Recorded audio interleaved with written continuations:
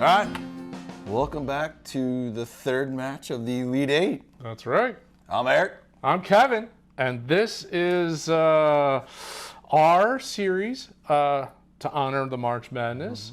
We are doing head-to-head blind. We're skipping 68. We're cutting it right down to 8. Yeah, we started with 8. We are doing 8 bourbons around $10. It's 9 to like 12-ish. One whiskey. Yes, one whiskey. But it was a bourbon mash bill. Right. How about that? Yep. Yeah, anyway. So, today we have for you, 2 gems. So, we have the Evan Williams Green Label.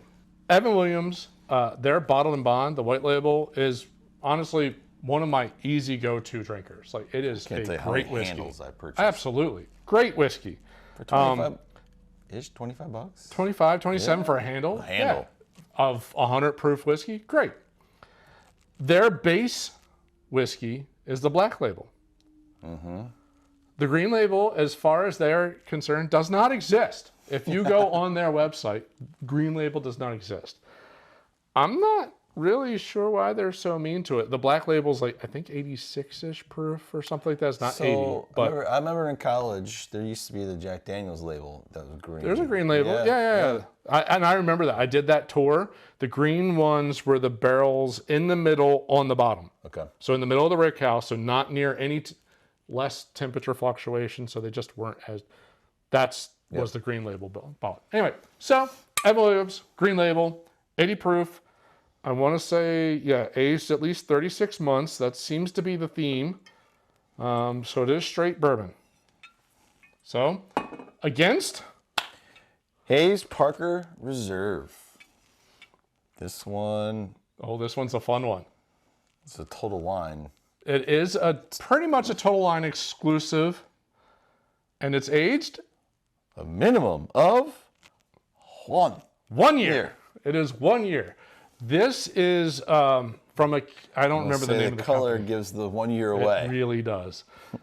This is from a company, and I can't remember exactly the name of the company, but they use something called a TerraPure process. Bottled by TerraPure Spirits. That's the name of the company. Okay, so they use a TerraPure. North Charleston, South Carolina. That's right. So distilled in Owensboro, so it is a Kentucky bourbon, but it's bottled in Charleston. They use some kind of process to do an accelerated aging. I'm gonna say they haven't quite figured it out. My goodness, distill in Owensboro, and then ship those barrels down to Charleston. The heat and humidity down there. Woo. You would think, but I don't know. I'm not sure what TerraPure is exactly. But you can. I think they're missing it here. If you can age it down there, with how hot it gets and how humid it is down there, you would think it's on the coast. I mean, right. So there's barometric pressure changes. There's temperature fluctuations that are major, storms coming in. But you don't want anything. You don't want a rick house where there's hurricanes. No. Okay, maybe not. Just to go over, I poured these.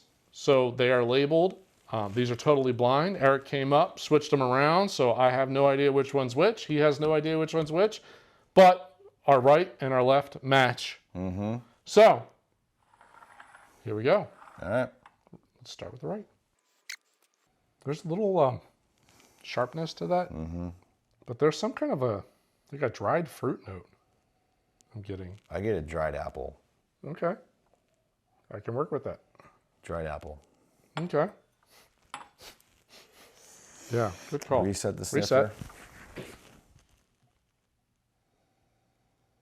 Oh yeah, this one's got more to it. Yeah, there's a little more complexity. And more traditional bourbon, notes. Like I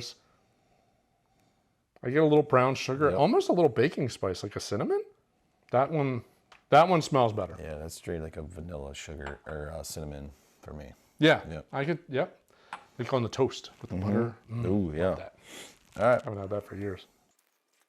That kind of matches the nose. There's a weird little sharpness in there. It's not bad though. No, not that it's bad. But there's like a weird little sharpness. a sweetness that pops through. Woo, that disappears. Well, I've got a lingering aftertaste though. Is that a good thing or a bad thing? I'm not minding it. I don't mind it. I don't mind it at all. Just wondering. But now it goes back That to the apple, dry fruit. dried apple. Yeah, that's kind of where that ends up sitting. But there's like, there's a weird little... I don't know the last time I actually had a dried apple slice, but it's been a few years. There's a weird little, I don't know. In the very beginning, there's something a little funny about that. Yeah, that's got more... That's not overly sweet. That gets pretty rye. I get some rye notes, a little spice, a little baking spice comes through. Maybe even a little peppery note.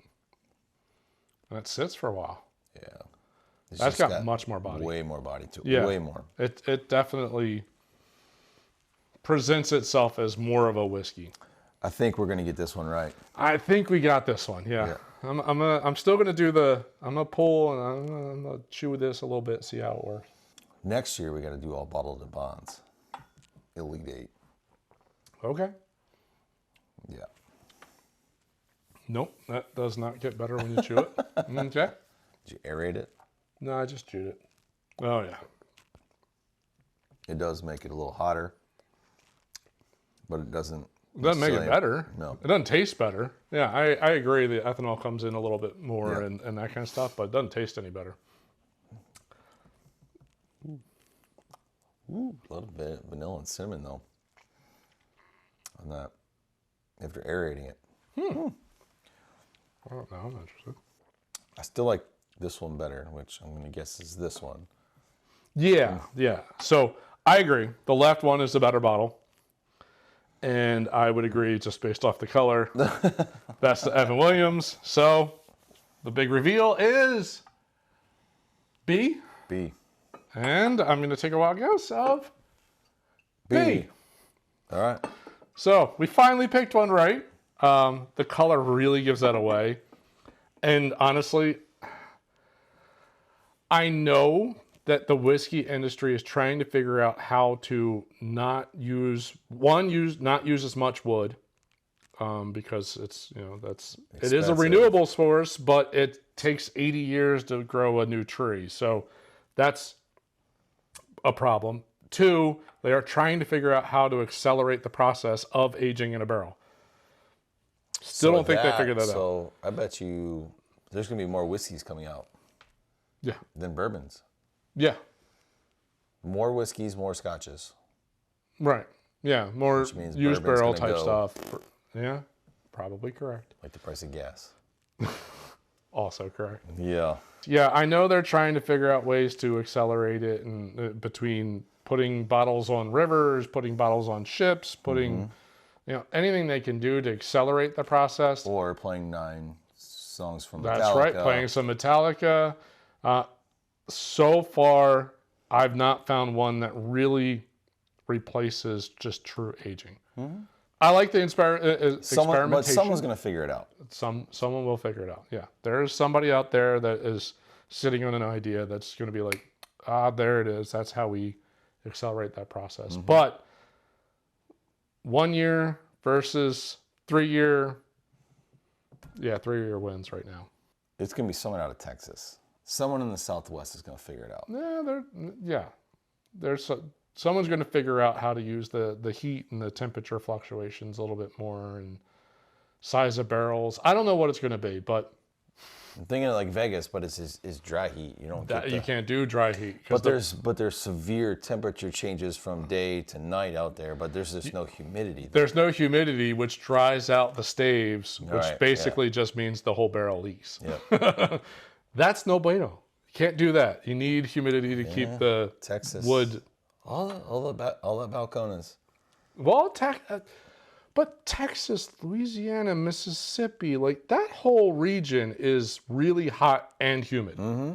There's got to be a way to, not that I'm trying to take, whiskey away from Kentucky, because they've done a really good job with it, but I just think climate-wise, that might be the way to figure out a way to shorten aging and still have a quality product come out.